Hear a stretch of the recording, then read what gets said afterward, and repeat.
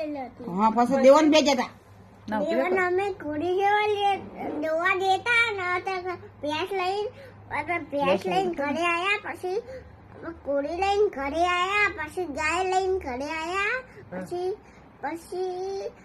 તોડી ઘરે લાયા પછી કાળી ઘરે લાયા પછી કાળી ભેંસ લાયા પછી તોડી ભેંસ લાયા પછી કાળી ગાય લાયા પછી તોડી લાયા પછી આપણે ફટાફટ કીધે પછી વાળામ ગાય બોતી હતી અને પછી ચુડેલ બુડેલ આવી નથી ને? ના અને દેવાન કોણ હાચવીને લાવી તું? હું લાયો તો જેવી નામ લાયો તો દોડી એ અને ચોકન જતા લેવા જંગલમાં જંગલમાં તો ભૂતો હોય. તું પૂછો તો ભાઈ